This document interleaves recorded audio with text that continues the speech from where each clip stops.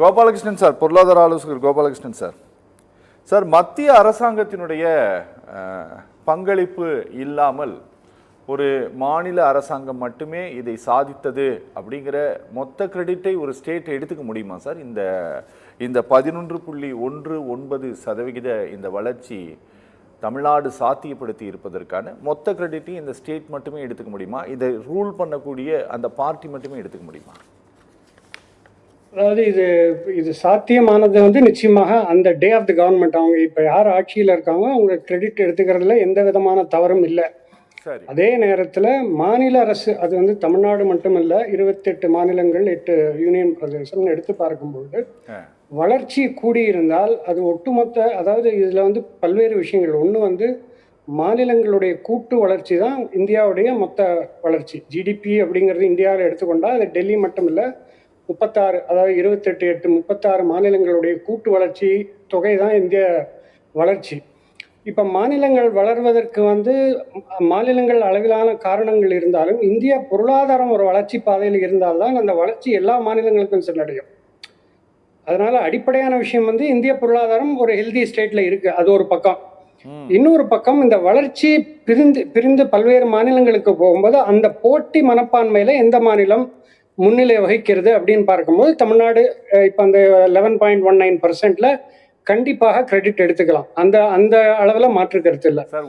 இந்திய குறுக்கீடு ஒரே ஒரு சின்ன குறுக்கீடு, இது இந்த போட்டி மனப்பான்மையில அப்படின்னு சொல்றது சரியா இருக்குமான்னு கொஞ்சம் சார் கொஞ்சம் யோசிச்சு பாருங்க.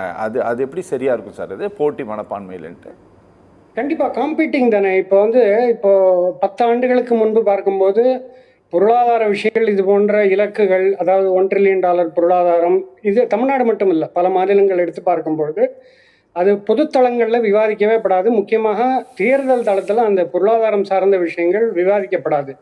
இப்போ பல மாநிலங்களில் வந்து இப்போ பொருளாதார வளர்ச்சி முன்னிலைப்படுத்தப்படுகிறது. இந்த எலெக்ஷன் மேனிஃபெஸ்டோலையாக இருக்கட்டும், இல்லை அரசியல் தேர்தல் களம், அரசியல் களத்தில் பார்க்கும்போது பொருளாதாரம் சார்ந்த விஷயங்கள் அதிகம் விவாதிக்கப்படுகிறது, அதிகம் டிஸ்கஸ் பண்ணப்படுது, மக்களிடம் சென்று சேர்க்கப்படுகிறது. இந்த அடிப்படையில் பார்க்கும்போது அந்த போட்டி அப்படிங்கிறது வந்து ஒரு காம்படிஷனாக தான் எடுத்துக்கணும். அதாவது ஒரு மாநிலம் வளர்ச்சி அப்படிங்கிறது இப்போ ஒரு 15 ஆண்டுகளுக்கு முன்பு முதலீட்டு சூழல் அப்படின்னு எடுத்து நம்ம பார்க்கும்பொழுது ஒரு 4-5 மாநிலங்களில் தான் முதலீடு தன்னால் வரும். அதாவது ஆட்டோமேட்டிக் பை டிஃபால்ட் அப்படின்னு எடுத்துக்கொண்டா தமிழ்நாடு, கர்நாடகா, மகாராஷ்டிரா, இது போன்ற ஒரு 4-5 மாநிலங்களுக்கு தன்னால் பிரிந்து விடும். இப்போ வந்து அந்த போட்டி அதிகமாயிருக்கு. அதாவது அந்த முதலீடுகளை ஈர்ப்பதற்கான அந்த களம் வந்து வேறுபட்டிருக்கு. அந்த அடிப்படையில் பார்க்கும்போது அந்த பொருளாதாரத்தில் நிகழக்கூடிய அந்த போட்டி அப்படிங்கிறது இந்தியாவோட வளர்ச்சி. இப்போ இந்தியாவோட வளர்ச்சி இன்னமும் நான் சொல்வது என்ன அப்படின்னா 8-10% தொடர்ச்சியாக கன்சிஸ்டண்டாக 8-10% வளர்ச்சி இருந்தால் மட்டும்தான் நமக்கு அந்த நம்மளுடைய இலக்கு, அந்த இந்திய பொருளாதாரத்தோட இலக்கை வந்து எட்ட முடியும். அது வந்து ஒரு மாநிலம் வளர்ந்தால் மட்டும் பத்தாது, எல்லா மாநிலங்களும் அந்த வளர்ச்சியில பங்கெடுக்க வேண்டும். ஸோ அந்த அடிப்படையில தான் அப்படி போட்டி அப்படின்னு சொல்றது அப்படிங்கிற அந்த டெஃபினிஷன்ல தான் பார்க்கணுமே தவிர இது ஒரு பாசிட்டிவ். அதாவது மாநிலங்களுக்கு இடையான ஒரு காம்படிஷன் இருக்கும் பொழுது முதலீடுகள் எப்படி ஒரு மாநிலத்திற்கு வரும்? 4 ஃபேக்டர்ஸ், 4I அப்படின்னு சொல்லக்கூடிய 4I அப்படிங்கிறது அந்த இந்தியாவோட ஐ எடுத்து நம்ம பார்க்கும்போது இன்வெஸ்ட்மெண்ட் கிளைமேட், அந்த முதலீட்டு சூழல், ஒரு மாநிலத்துடைய முதலீட்டு சூழல் வந்து சமூக பொருளாதார சூழல் சரியாக அமைந்தால்தான் முதலீடுகள் வரும். இரண்டாவது எடுத்து பார்க்கும்போது இன்ஃப்ராஸ்ட்ரக்சர், உட்கட்டமைப்பு, நிலம், நீர், சாலை, போக்குவரத்து, படித்த வேலையாட்கள். அடுத்ததாக பார்க்கும்போது அந்த இன்டென்ஷன், அதாவது அந்த அரசாங்கத்துடைய நோக்கம், எண்ணம், அது வந்து முதலீடுகளை ஈர்ப்பதாக இருக்க வேண்டும். நான்காவது வந்து இனிஷியேட்டிவ், அதாவது அந்த அரசாங்கம் முன்னெடுப்புகளை நடத்தி இது போன்ற முதலீட்டாளர்கள் மாநாடுகள்லாம் நடத்தும் பொழுது முதலீடுகள் தன்னால், அது அந்நிய முதலீடுகளாக இருக்கட்டும் இல்லை உள்நாட்டு முதலீடுகள் மாநிலங்களை நோக்கி வரும். அந்த அடிப்படையில் இந்த 4I அப்படின்னு சொல்லக்கூடியது தமிழ்நாடு மிக சிறப்பாக செய்திருக்கிறது.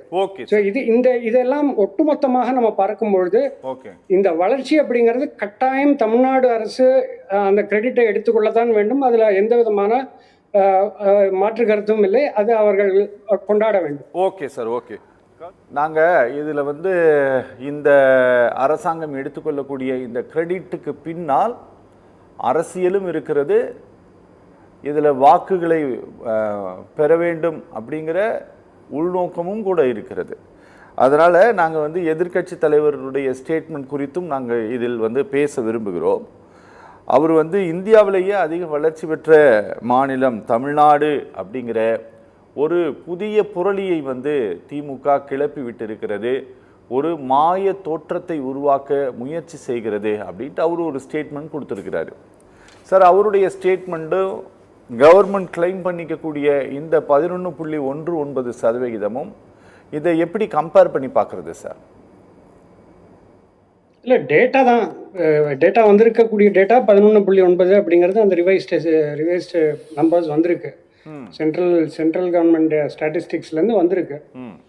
கம்பேரபிள், அதாவது எந்தெந்த மாநில இப்போ கம்பேரபிள் உத்தரப்பிரதேஷ் போன்ற மாநிலங்கள்லாம் எடுத்து பார்க்கும்போது 7-9% ரேஞ்சு. 7 உத்தரப்பிரதேஷ் கிட்டத்தட்ட 9%. மீதி மாநிலங்கள் ஆந்திரா இதெல்லாம் பார்க்கும்போது 7-9%, கர்நாடகாலாம் அந்த ரேஞ்சில் இருக்கு. அதனால நம்பரை பொறுத்தளவில் ஒரு பொருளாதாரம், அது மாநிலமோ மத்திய அரசோ, பொருளாதாரத்தில் நம்பர் ஸ்ட்ராங்காக வந்ததுன்னா அந்த கவர்மெண்ட் கிரெடிட் எடுத்துக்கிறதுல எந்த தவறுமே இல்லை. அது வந்து மத்திய அரசுக்கும் பொருந்தும், மாநிலங்களுக்கும் பொருந்தும். ஆனால் அவர்களுடைய ஆட்சி காலத்தில் அந்த நம்பர் வந்திருக்கு. அது எப்படி வந்தது அதெல்லாம் அடுத்தது. பட் அந்த கிரெடிட் அப்படிங்கிறது தாராளமாக கவர்மெண்ட் ஆஃப் த டே அந்த கிரெடிட்டை தாராளமாக எடுத்துக்கொள்ளலாம். அது வந்து அரசியலுக்காகவும் எடுத்துக்கொள்ளலாம், தேர்தலுக்காகவும் எடுத்துக்கொள்ளலாம், இல்லை வளர்ச்சியை கூட்டுவதற்கு இந்த மெசேஜை முதலீட்டாளர்களுக்கு சென்று சேர்ப்பதற்கும் எடுத்துக்கொள்ளலாம். Okay sir, okay. கரூர்